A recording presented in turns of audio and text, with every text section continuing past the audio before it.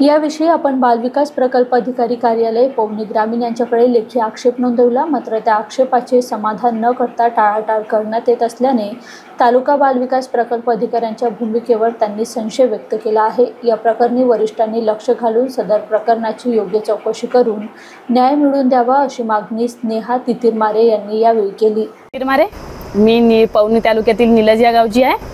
मी अंगणवाडी सेविका पदभरतीसाठी फॉर्म भरलेला होता।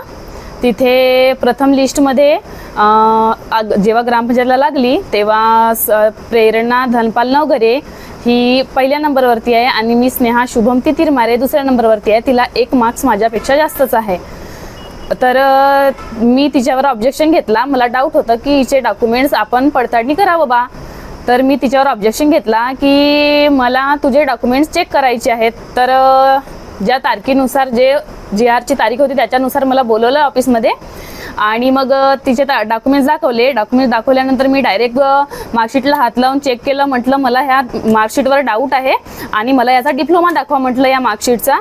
तर तिच्याकडे त्याचा डिप्लोमा नव्हता। नसल्यामुळे त्यांनी माझा पॉईंट आउट केलं की आम्ही तुम्हाला पॉईंट लिहितो बा ऑफिसला आणि नंतर तुम्हाला दाखवू आम्ही। तर त्यांनी पॉईंट आउट केलं आणि मी म्हटलं की मी इयरली पॅटर्न माझ्यापासून नाही आहे। ती व्यक्ती माझ्यापेक्षा 1 वर्षाने लहान आहे, ते पण पदवीला सेमिस्टर पॅटर्नच शिकली असेल।